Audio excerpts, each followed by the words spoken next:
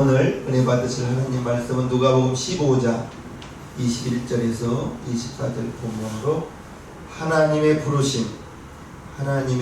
부르심이라는 제목으로 말씀의 은혜를 나눌 때 듣고 깨닫고 은혜 받으시기를 바랍니다.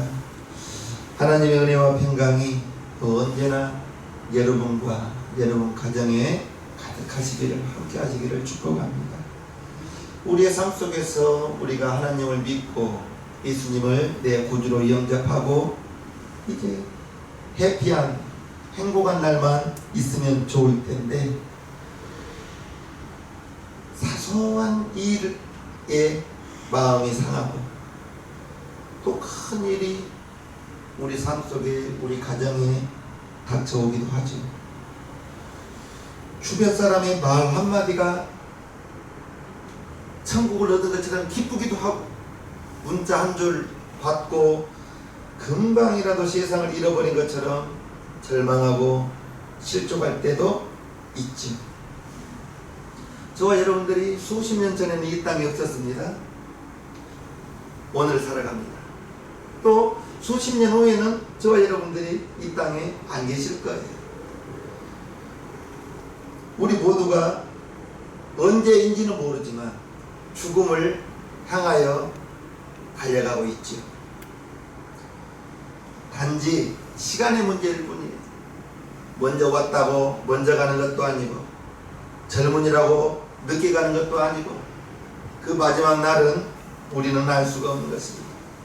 저와 여러분들에게 현재의 목숨이 있는 것, 어찌 보면 당연한 것 같은데, 사람의 목숨이라는 것이 내일 일을 알 수가 없더라는 거죠. 우리의 존재는 바람 앞에 촛불처럼 한없이 연약합니다. 그게 우리의 육신입니다. 우리의 육체입니다. 그러나 저와 여러분들의 영혼은 하나님의 아들 예수님의 피로 말미암아 영생을 얻었다 했는데, 우리의 육신은 이 땅에서 80년, 90년 살고 끝나지만 우리의 영혼은, 하나님의 자녀는 천국에서의 영원한 삶이 성경에 기록되어져 있으니 우리는 믿는 것입니다. 어떠한 경우에도 변하지 않는 것은, 하나님은 여러분의 아버지라는 것이 변함이 없다는 거죠. 세상의 것으로 진리가 될 수는 없어요. 시간이 지나면 오늘이 옳은 것이, 오늘의 진리였던 것이 시간이 흐르고 먼 훗날에는 진리가 아니고 변하는 경우가 많이 있습니다. 그러나 우리는 하나님의 자녀인 것이, 여러분이 하나님의 자녀인 것이, 여러분이 하나님을 배반하고 떠나기 전까지는 우리가 하나님의 자녀라는 것 결코 변하지 않습니다. 우리의 모든 것을 다 빼앗아간다 할지라도 우리의 육신의 것들은 다 빼앗아갈 수도 있어요. 욥기에 보면 욥의 재산을 먼저 빼앗아가죠. 그리고 자녀를 빼앗아가고 건강까지도 다 빼앗아갔습니다. 그러나 욥이 끝까지 하나님을 부인하지 않죠. 결코 우리에게서, 여러분에게서 하나님을 빼앗아갈 수는 없습니다. 하나님은 스스로 계신 분이라고 했어요. 태초에 스스로 계신 분이라고 했습니다. 하나님이 저에게, 여러분에게 생명을 주셨고, 하나님이 저에게, 여러분에게 우리의 삶을 주셨고, 나라는 존재를, 여러분이라는 존재 한 사람 한 사람을 이제 생명책에 기록해 놓고 하나님 나라에 갈 때까지 성령을 통하여 우리를 지켜주시는 것입니다. 하나님이 계시기에 정말 입술로는 내 모든 것 빼앗긴다 할지라도 하나님만 있으면 돼 라고 고백은 하지만, 좀 전에 말씀드렸듯이 문자 한 줄에 실망하고 실족하기도 하고, 가까운 사람 말 한마디에 기뻤다가도 가까운 사람 말 한마디에 차가운 인상에 내 마음이 실족하기도 하고 기분 나쁘기도 하고, 우리의 육신은 이처럼 한없이 연약하더라는 거예요. 지금 저와 여러분들이 이 세상을 살면서 믿음을 끝까지 잘 지켜야 되는 것입니다. 잘 지켜내고 이 어려울 때는 우리가 잘 견뎌내야 되는 거예요. 결코 포기해서는 안 되겠습니다. 운동장에서 다른 박질할 때 목표를 향하여, 표대를 향하여 끝까지 완주하는 자, 그 사람을 하나님께서 기뻐하시겠죠. 우리가 절망의 수렁에 깊이 빠져 있다 할지라도 하나님의 나의 아버지요 여러분의 아버지라는 것을 꼭 기억하시면서, 내가 절망에 있다 할지라도 하나님이 나의 아버지라는 것, 그것은 변하지 않는 것이라는 걸 꼭 기억하시면서 어려울 때 여러분께 바랍니다. 그때가 바로 기도할 때요.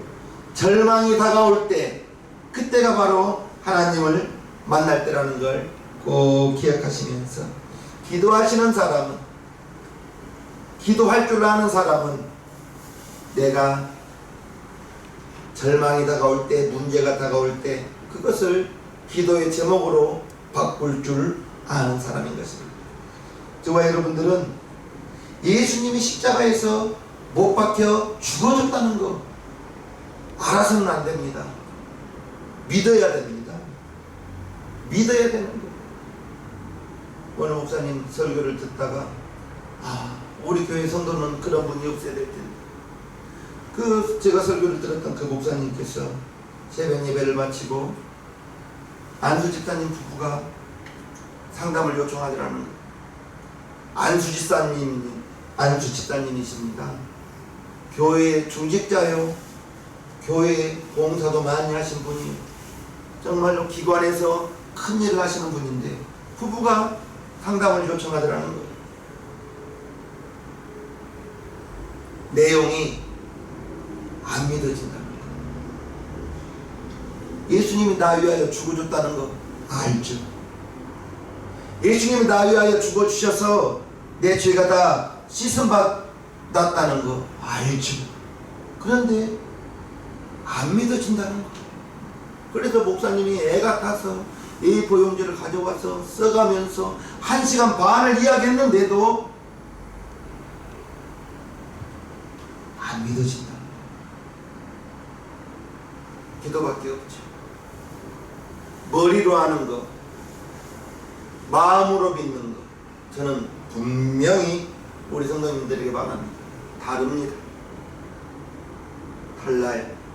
신앙생활 하는 것이 다르고, 예배 드리는 것이 다르고, 하나님께 봉사하는 것이 다릅니다. 그것을 마음으로 믿고 하면 무슨 일을 하더라도 기뻐요.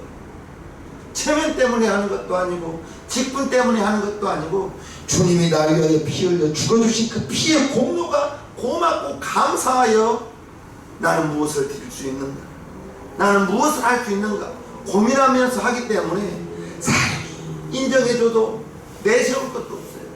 자랑할 것도 없어요. 주님은 나를 위하여 생명까지 주셨는데 내가 봉사하는 것, 주님이 나에게 주신 것에 비하면 정말 부끄러운 것밖에 없는 것이죠.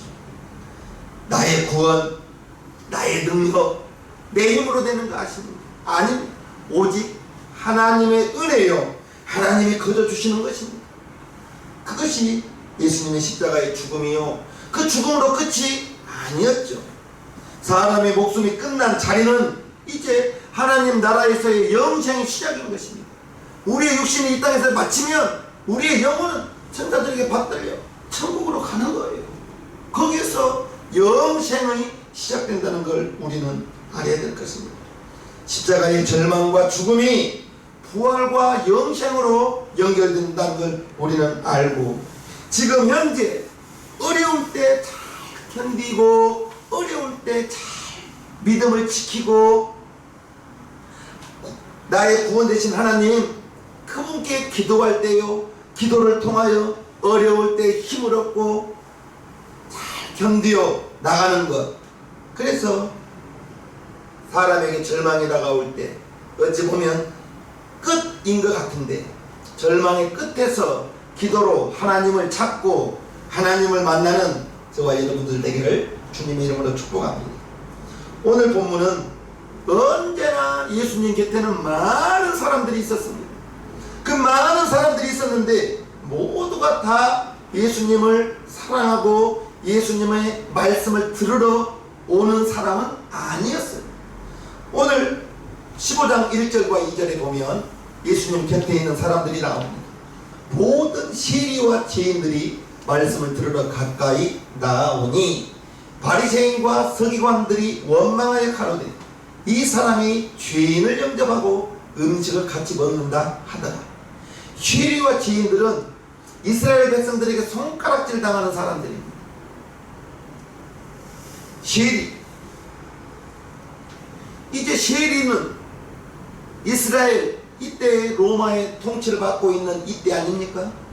그래서 세리는 사람들에게서 세금을 거두어서 로마에 바치는데 정당한 세금을 바치면 될 터인데 과하게 이제 부과된 세금보다 더 많은 것을 거두어서 로마에 바치고 남는 것은 자기들이 찾고 가기 위해서 더 많은 세금을 바쳤기 때문에 언제나 죄인, 이스라엘 백성들이 생각하기에는 죄인 중에 괴수가 바로 세리들입니다.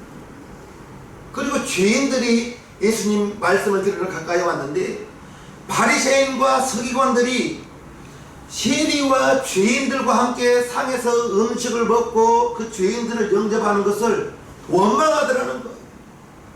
즉 어찌하여 예수는 저런 세리와 저런 죄인들과 함께 있는가? 왜 그들을 영접하고 그들과 함께 음식을 먹느냐?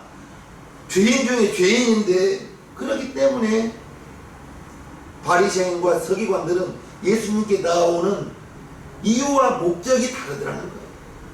세리와 죄인들은 주님의 말씀을 들으러 가까이 나왔지만 바리새인과 서기관들은 예수님을 책망하기 위하여 예수님의 자기들의 기준으로 안 좋은 모습을 발견하고 책망하기 위하여 왔더라는 것입니다.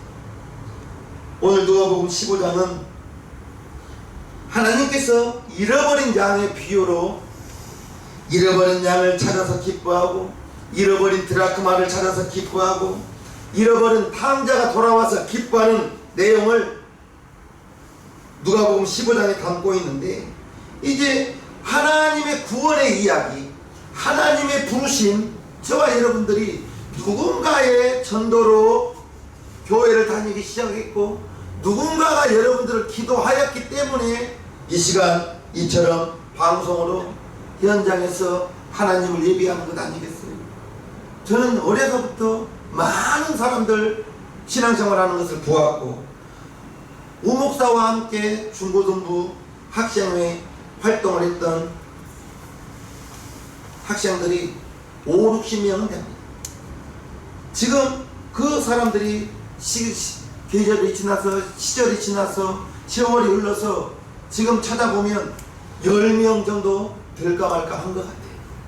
다는 모르겠지만 그렇게 중학생 때 고등학생 때 1시간씩 무릎 꿇고 기도했던 사람이 1시간씩 기도원을 데리고 가면 오늘 밤에 소나무 뽑을 거예요 선생님 했던 그 학생이 지금 교회를 안 다니는 모습을 보면 기가 막힙니다. 복음의 능력이 저와 여러분들에게 이제 구원의 기쁨으로 그래서 이 시간에 이렇게 예배를 드리는 것입니다. 잃어버린 양을 찾은 기쁨, 우리 주님이 누가복음 15장 4절에 이렇게 말씀하고 있어요. 너희 중에 어느 사람이 양 100마리가 있는데 그 중에 하나를 잃으면 99마리를 들에 두고 그 잃은 것을 찾도록 찾아다니지 아니하느냐. 또 찾은즉 즐거워 어깨에 메고 집에 와서 그 벗과 이웃을 불러모으고 말하되 나와 함께 즐기자. 나의 잃은 양을 찾았노라 하리라. 내가 너희에게 이르노니 이와 같이 죄인 하나가 회개하면 하늘에서는 회개할 것이 없는 의인 99을 인하여 기뻐하는 것보다 더하리라. 잃어버린 양, 우리 주위에 잃어버린 성도 참 많습니다. 제가 정말 되도록이면 월, 화, 수, 목, 금 오전 2시간 이상 공원에 가서 사람들을 만나면서 전도를 할 때 정말로 교회 다니다가 안 다닌 사람 의외로 많습니다. 그냥 조심스럽게 고민하죠. 다니다가 왜 그만두었습니까? 왜 교회를 다니지 않습니까? 어찌하여 예배가 멀어졌습니까? 하나님이 지금 당신을 애타게 기다리십니다. 아유, 감사합니다. 감사합니다. 대답을 하면서 이유는 다 달라요. 교회를 떠나간 이유, 주님을 떠나간 이유는 다 다르지만 이런 양 하는 걸 기억하시면서 우리 주위에는 이런 양이 없는지 살펴보기를 주님의 이름으로 축복합니다. 이런 드라크마를 찾은 기쁨을 말씀하고 있습니다. 9절부터 보면 어느 여자가 10 드라크마가 있는데 하나를 잃으면 등불을 켜고 집을 쓸며 찾도록 부지런히 찾지 아니하겠느냐. 또 찾은즉 벗과 이웃을 불러 모으고 말하되 나와 함께 즐기자. 이런 드라크마를 찾았노라 하리라. 내가 너희에게 이르노니 이와 같이 죄인 하나가 회개하면 하나님의 사자들 앞에 기쁨이 되느니라. 이런 드라크마를 비유하면서 그것을 찾을 때의 기쁨. 저와 여러분들이 죄인 하나가 회개하면 하나님의 사자들 앞에서 기뻐한다고 우리 하나님께서 말씀하셨는데 이런 영혼 없는지 살펴보기를 바라며 오늘 본문 탕자가 돌아올 때 이런 아들이 돌아올 때의 기쁨을 22절부터 이렇게 말하고 있습니다. 아버지는 종들에게 이르되 제일 좋은 옷을 내어다가 입히고 손에 가락지를 끼우고 발에 신을 신기라. 그리고 살찐 송아지를 끌어다가 잡으라. 우리가 먹고 즐기자. 이 내 아들은 죽었다가 다시 살아났으며 내가 잃었다가 다시 얻었노라 하니 저희가 즐거워하더라. 잃어버린 아들, 아버지 곁을 떠나갔던 그 아들이 돌아왔을 때 그 아버지가 기쁨으로 아들을 맞이하면서 하나님의 기쁨이 본문의 아버지의 기쁨이 잔치를 열면서 주변 사람과 함께 기뻐한다는 것입니다. 예수님께 쉐리와 죄인들이 가까이 다가오니까 바리새인과 서기관들이 죄인과 쉐리가 다가온 것이 그게 불편한 거예요. 저 죄인, 저런 못된 놈들이 왜 선지자 예수님께 가까이 오느냐, 이것인 것입니다. 주님이 쉐리가 다가오고 죄인이 다가와 주님은 기쁜데 바리새인과 서기관들은 그게 불편한 거예요. 주님과 함께하는 사람들도 불편한 거예요. 나쁜 사람들이, 쉐리가, 죄인들이 예수님이 질 나쁜 사람들과 어울리기 때문에 그것은 바리새인과 서기관들이 기준에 보는 거예요. 주님이 보기에는 죄 지은 자나 흠없는 자나 주님이 보기에는 똑같이 한 영혼인 것입니다.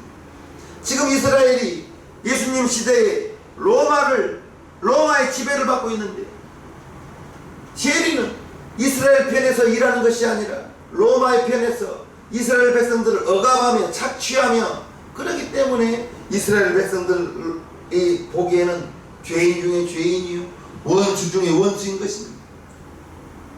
로마를 위해서 동족을 괴롭히고 자신의 이익을 위해서 이스라엘 백성들에게 고통을 더하여 준, 그런데 주님은 그들과 함께 기뻐하니 바리새인과 서기관들이 못마땅한 것입니다. 주님은 바리새인과 서기관들과 달라요. 죄인이 와서 회개하고 하나님의 자녀가 된 것이 그것이 기쁜 것인데 쉐리와 죄인들은 하나님의 초대에 응답하지 않고 그 관점으로 보지 않고 자기 관점으로 나쁜 놈들이 주님 곁에 오는 것이 못마땅한 것입니다. 예수님과 함께라면 구원의 역사, 생명의 역사가 나타날 것인데 하지만 바리새인과 서기관들은 주님의 마음은 아랑곳하지 않더라는 거예요. 잔치에 참여하지 못하는 사람이 있더라는 것입니다. 나는 아무리 그래도 저런 시리와 저런 죄인들과 나는 같이 밥 먹을 수 없다, 같은 자리에 있을 수 없다 하면서 하나님의 부르심에 주님의 부르심에 시리와 죄인들은 아멘하며 다가오지만 바리새인과 서기관들은 참여하지 않더라는 것입니다. 그 사람들을 용서할 수가 없는 것이죠. 아무리 하나님이 함께 하시는 일이라 할지라도 바리새인과 서기관들이 보기에는 절대 용납할 수 없는 세리와 죄인과 함께 한다는 것은 그들은 용납할 수 없더라는 것입니다. 당시 바리새인과 서기관들은 일반 사람들이 보기에는 흠이 전혀 없는 사람들입니다. 칭찬 듣는 사람들이었습니다. 의인이었습니다. 하나님의 명령 율법을 누구보다도 잘 알고 누구보다도 잘 지키던 사람들이 바로 바리새인과 서기관들이었습니다. 그러나 그들은 주님의 마음을 이해하지 못하고 하나님의 부르심에 완강히 거절하는 것을 볼 때에 율법을 잘 지킨다고 했지만 그러나 그들의 마음에는 사랑이 없어 용서가 없었다는 걸 우리는 압니다. 내 뜻에 우리가 살아가면서 내 뜻에 맞으면 좋아하고 내 뜻과 다르면 실족하는 경우가 들어있는데 내 생각이 다 옳은 것이 아니에요. 여러분의 생각이 다 옳은 것도 아니에요. 내 생각이 잘못될 수도 있고 여러분의 생각이 잘못될 수도 있는데 그러면 잘되고 잘못되고 그 기준이 어디가 있는가? 대한민국 국민은 헌법을 지켜야 되지만 우리는 하나님의 말씀이 기준이 되어야 될 줄로 믿습니다. 누구의 생각, 누구의 고집이 옳다가 아니라 하나님의 생각, 하나님의 말씀에 부합하면 맞으면 그 생각이 옳은 생각이라고 저는 생각합니다. 하나님은 왜 자격 없는 세리와 죄인들을 용납하고 이해하는가? 바리새인과 서기관들은 이해할 수가 없었죠. 큰아들이 탕자가 돌아올 때 큰아들이 동생 돌아오는 것, 아버지가 기뻐하는 것 못마땅했습니다. 오히려 동생이 돌아오니 아버지가 환영하니까 아버지가 잔치를 하니까 화가 났습니다. 아버지가 아무리 달래고 아버지가 아무리 설득해도 소용이 없더라는 거예요. 28절에서 30절을 보면 저가 형입니다. 저가 노하여 들어가기를 잔치에 들어가기를 즐겨 아니하거늘 아버지가 나와서 권한디 아버지께 대답하여 가로되 내가 여러 해 아버지를 섬겨 명을 어김이 없거늘 내게는 염소 새끼라도 주어 나와 내 벗으로 즐기게 하신 일이 없더니 아버지의 살림을 창기와 함께 먹어버린 이 아들이 돌아오매 이를 위하여 살찐 송아지를 잡으셨나이다. 지금 탕자 동생이 돌아왔을 때 형이 말하는 거예요. 이 형이 보기에는 동생이 자기의 풍기, 자기의 재산을 아버지에게 다 받아가지고 이웃나라에 가서 여러 해 동안 다 써버리고 들리는 소문에 의하면 날마다 허랑방탕이라고 성경에 나와 있습니다. 허랑방탕하면서 아버지가 주었던 그 모든 살림을 다 허비해버렸다고. 아마 형도 들어서 알고 있었을 거예요. 그 녀석이 왔는데 아버지는 혼내주지는 않고 잔치하며 환영해 준 것이 이 형이 보기에는 못마땅한 거예요. 서운한 거예요. 이 아들은 아버지 곁을 지켰어요. 이 형은 자기 자리를 지켰어요. 그리고 아들의 역할을, 아들의 책임을 다했습니다. 사람이 보기에는 참 잘한 일이었습니다. 그러나 형이 아버지를 지키고 자기 자리를 지켰는데 형의 마음에는 기쁨이 없었어요.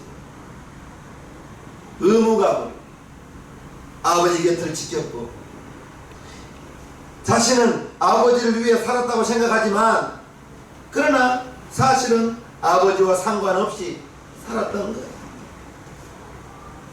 자기 자신은 아버지를 위해서 일한다고 생각하지만 아버지를 위해 헌신했다고 생각하지만 결국 아버지와 상관없는 삶을 살았고 그래서 큰아들의 마음에는 기쁨이 없었다는 것입니다. 아버지의 기쁨은 아버지의 기쁨일 뿐, 동생이 왔을 때 아버지는 기뻐하지만 자기는 기뻐하지 않은 거예요. 아버지와 동생의 기쁨이 오히려 시기하고 화가 날 뿐이었던 것입니다. 큰아들은 이제 아버지와 상관없이 자기 욕심으로 살아왔던 것입니다. 탕자는 집 나간 동생만 탕자가 아니라 아버지의 생각을 모르는 이 형도 탕자인 거예요. 아버지의 마음을 모르고 얼핏 이 형은 효자같이 보여요. 효자처럼 보이지만 형도 아버지의 마음을 몰라요. 죽었던 아들이 아버지가 생각했을 때는 탕자는 죽은 아들과 같은 거예요. 그가 다 재산을 허비해도 이 아버지의 마음에는 아들이 몸 건강히 돌아오기만을 아들 나간 날부터 기다리고 있는 것입니다. 아들은 보이지 않지만 집 나간 날부터 대문을 열고 탕자가 돌아오기만 기다리는 아버지의 마음을 이 형님은 알지 못합니다. 그래서 창기와 함께 돈 써버린 저 녀석을 혼내주지 않는다고 시기하고, 나는 여러 해 동안 아버지를 섬기는데 부족함이 없는데 나에게는 염소 새끼 한 마리 주었어, 친구들과 잔치 한번 하라고 하지 않았다, 이런 말을 하고 있는 거예요.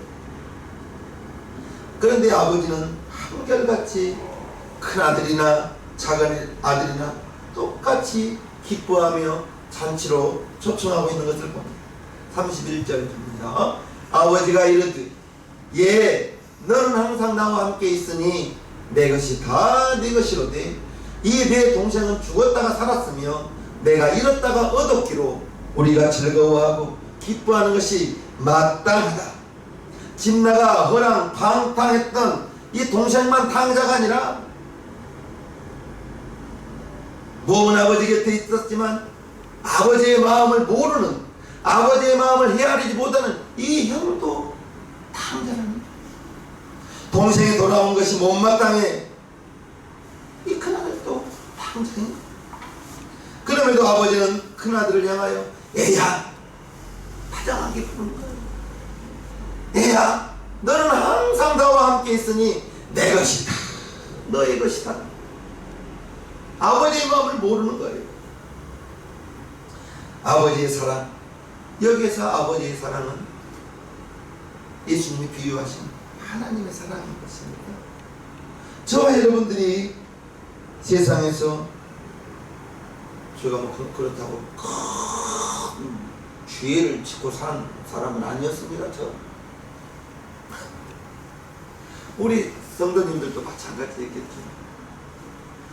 어쨌든 저와 여러분들이 누군가의 전도를 받고 하나님의 부르심으로 교회를 다니기 시작하고 믿음의 생활을 시작하면서 오늘 이렇게 예배를 드리고 있는데 하나님의 부르심, 하나님의 택하심, 우리는 알 수 없어요.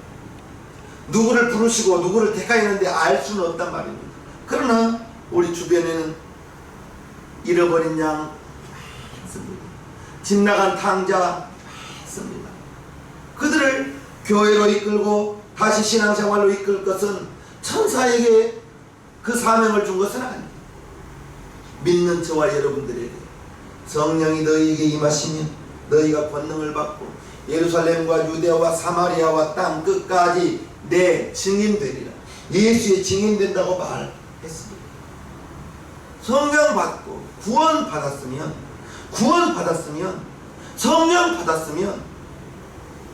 성령 받은 사람이 예수의 증인된다 했습니다. 교회 오라, 예수님 믿으라, 이 말이 자연스럽게 나와야 되는 거예요. 그게 이제 신앙생활 하다 보니까 성경을 읽다 보니까 기도하다 보니까 한 구절 한 구절이 나의 삶 속에서, 여러분들의 삶 속에서 성령 받았으면 예수의 증인의 삶을 살아가는 것입니다. 성령으로 말미암지 않고는 예수를 나의 주라 부를 수 없다 했는데, 성령 받았으면 예수님이 나의 삶에, 여러분들의 삶에 주인이라면 1번이라는 것이죠. 남편보다 앞에 있는 것이 바로 주님이어야 되는 것이죠. 그게 바로 성령 받은 사람의 삶의 모습에서 나오는 자연스러운 성령 받은 증거인 것입니다. 난 우리 신앙명교회 성도님들 성령 받았다고 나는 믿습니다. 아멘 했죠? 난 다 성령 받았다고 합니다. 하나님의 부르심. 저와 여러분들은 지금 신앙 생활하면서 이렇게 예배를 드리면서 바쁜 일과 가운데 일을 빨리 마치고 와서 현장에서 이렇게 방송으로 예배에 참여하고 있습니다. 우리의 삶을 통해서 예배로 하나님께 나아가는 것입니다. 나 구원해 주신 은혜에 감사하여 예배를 드리는 겁니다. 나 구원하여 주신 그 피의 공로에 고마워서 갚을 것 없어서 예배로 하나님께 나아가는 것입니다. 그게 하나님의 자녀로 우리가 마땅히 하나님의 자녀로서 드려지는 특권입니다. 의무와 특권은 다른 거예요. 의무는 책임감으로 어쩔 수 없이 하는 것이지만 특권은 하나님의 자녀로 당당히 드리는 것이 그게 나는 특권이라고 생각합니다. 예배가 의무되지 않고 예배가 여러분들에게 있어서 하나님 자녀의 특별한 권리, 그렇게 특권으로 신을 주셔버립니다. 하나님의 자녀의 특권으로 예배를 드리면 무언가 우리의 삶은 불신자와는 다를 것입니다. 의무감으로 예배를 드리지 마시고 하나님의 자녀의 특권으로 예배를 드리니 마땅할 줄 믿습니다. 아버지의 사랑은 큰아들이나 작은아들이나 똑같습니다. 집에 있다고 해서 더 예뻐하고 집 나갔다고 해서 더 미워하는 것은 아니에요. 하나님의 사랑도 마찬가지인 거예요. 저와 여러분들이 이제 하나님의 사랑을 받고 하나님의 자녀가 되어 구원의 기쁨을 가지고 구원 받아서 이 믿음이 주님이 저와 여러분들을 부르신 그날까지 끝까지 이어져야 될 줄로 믿습니다. 지금은 예배 드리는데 신앙생활 하는데 핍박은 없어요. 그러나 마태복음 25장 26장을 읽어보면 주님이 가까이 오는 그때에는 핍박이 어마어마하다고 나와 있습니다. 믿음을 지키기 위해서는 어마어마한 핍박을 각오해야 되는, 저와 여러분들이 구원의 기쁨을 가지고 하나님의 부르심에 이제 우리를 향한, 여러분들을 향한 그 부르심, 이제 여러분 주위에 있는 잃어버린 양, 잃어버린 드라크마, 집 나간 탕자, 그들에게도 구원의 기쁨을 먼저는 기도로 나아가기를 주님의 이름으로 축복하며 구원의 회복, 그 구원의 자리 저와 여러분들과 함께 나누면서 잃어버린 영혼, 하나님의 부르심 이루어 나가는 저와 여러분 모두가 되기를 주님의 이름으로 축복합니다. 축복합니다. 찬양하겠습니다. 아버지 불러만 봐도 나의 아버지 찬양합니다.